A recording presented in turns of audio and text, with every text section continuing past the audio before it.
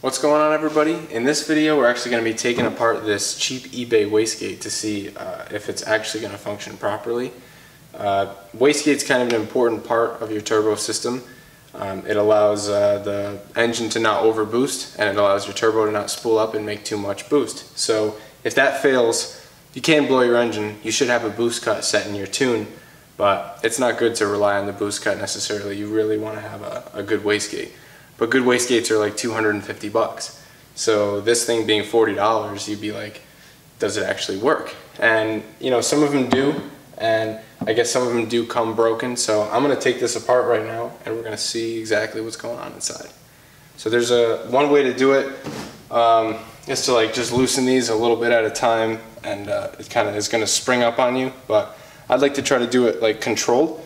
So I'm going to try to put this in the vise, maybe with a little towel so I don't scratch it, but put it in a vise and unscrew the screws so we can try to get it to spring nice and not, you know, explode all the parts everywhere. So I'm going to try to do that, and then we'll tear this thing apart.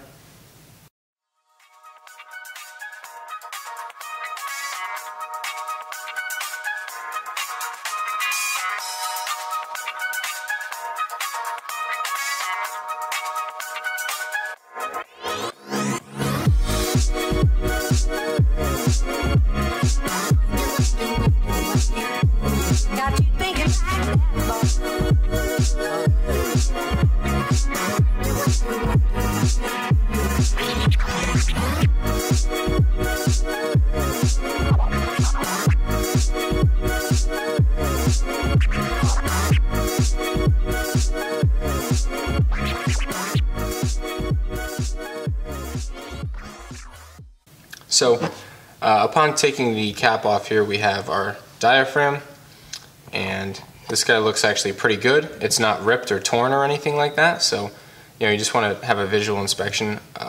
One thing to note is there are metal shavings in here, and apparently that's like a common theme with these cheap wastegates, is to have metal shavings in there.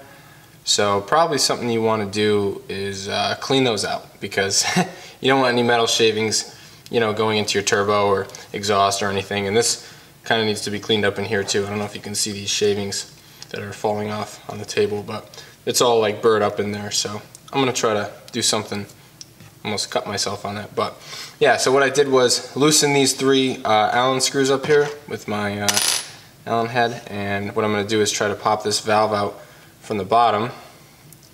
And once we get this valve out, then we can,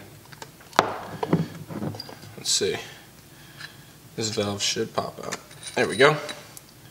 So now the valve's out, we should be able to remove this top piece and take off this diaphragm here and go ahead and give it a once over, make sure everything looks good in here, and we'll reseal it after. So this all looks pretty good. I do think this diaphragm is going to work. It looks a little bit beat up. It looks a little bit separated right here, honestly. That's not the greatest, but I don't know. We're gonna try it. We're gonna run it.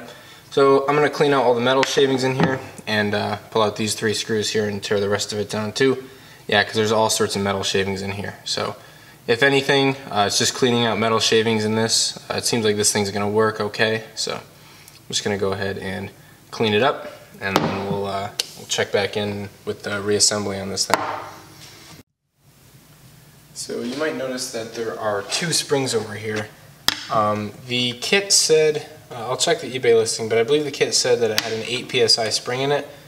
But usually they have two springs and you can change them up.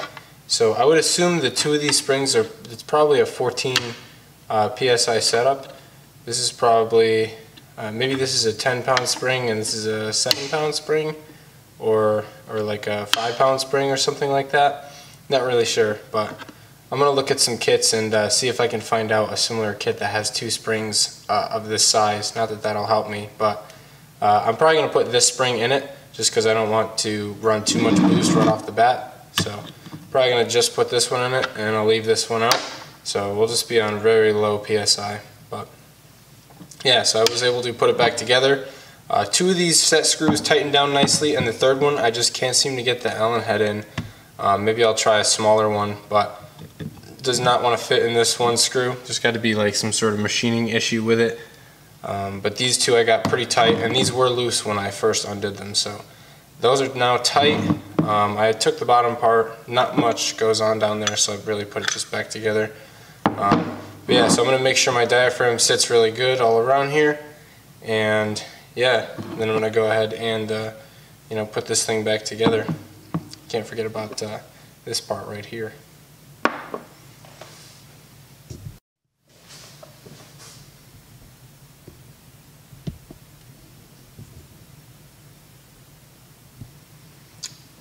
So I went ahead and put it back together. I just did sort of the opposite of the way I took it apart, just in the vise, and I was able to squeeze it together and make sure that I started all the screws, and once I started all of them, I took it off and I tightened them just across from each other, just little by little, to make sure I didn't pinch the diaphragm. So using it like this, I'm able to compress the spring now. I wasn't with the two springs in there, and I wasn't sure, you know, why that was, but I guess it was just because the spring pressure was crazy. So now with just the small spring in there, I can't move the valve, so I guess that's a good sign. So when I do bolt it down, this will be there, and then I'll bolt it. I have a gasket for it and everything, so this will bolt down to the flange, and it should push the valve down like that to rest, and it should seal pretty good. I have seen somebody actually lap the valve in, but you know, I don't think that'll be necessary. I think it should seal pretty good once it's on the car, and hopefully it works good. The last thing that I do want to do is put some Teflon tape on these, just so that we have a good seal here when we go into here, because this is just pipe thread, so it's just a tapered thread.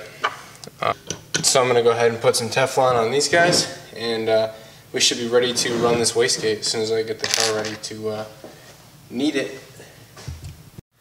So that's going to be it for this video on the cheap eBay wastegate.